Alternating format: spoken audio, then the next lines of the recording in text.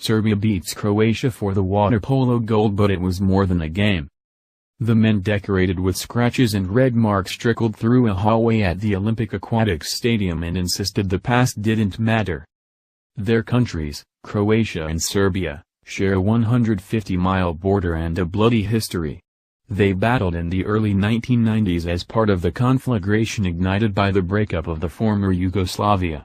They traded claims of genocide.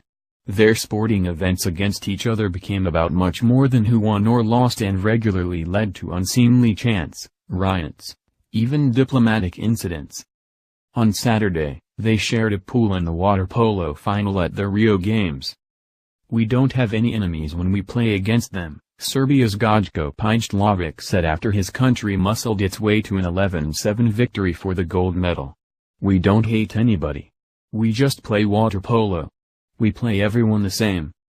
Then he added, "It's our national spirit. We don't like to lose." The spirit echoed through the stadium even though empty seats outnumbered the occupied ones and Brazilians dressed in yellow and green dominated the crowd.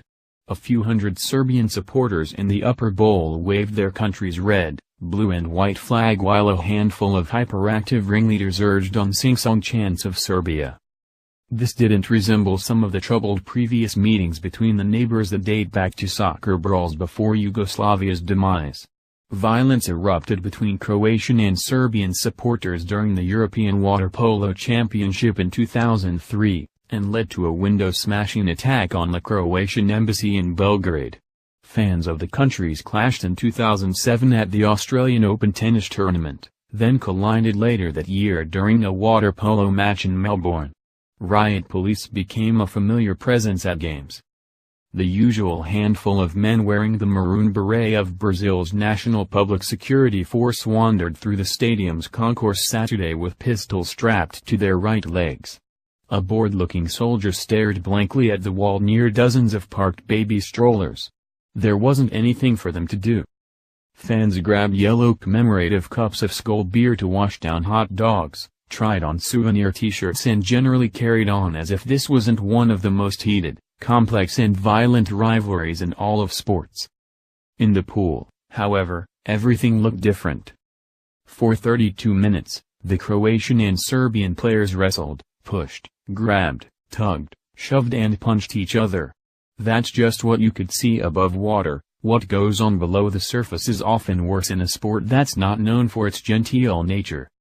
Players ripped off the headgear of opponents and spent a good portion of the showdown appearing as if they were trying to drown each other. "I will not be modest," Pjtlovic said. "Now there is nobody stronger than us."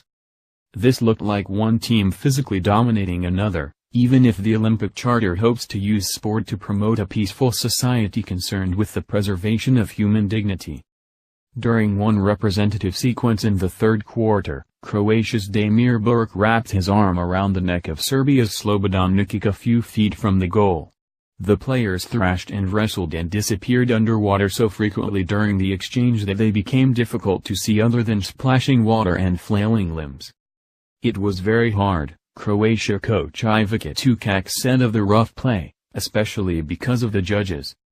Serbia has owned water polo in recent years, beating Croatia for the World Championship in 2015 and winning everything else, it seemed, other than Olympic gold. The 13 players on the Serbian roster felt pressure, lots of it, to emerge from the games with the right color of medal. Earlier this month, Serbia coach Dejan Savic said people back home were waiting to cut the head off from our team if we don't win the gold.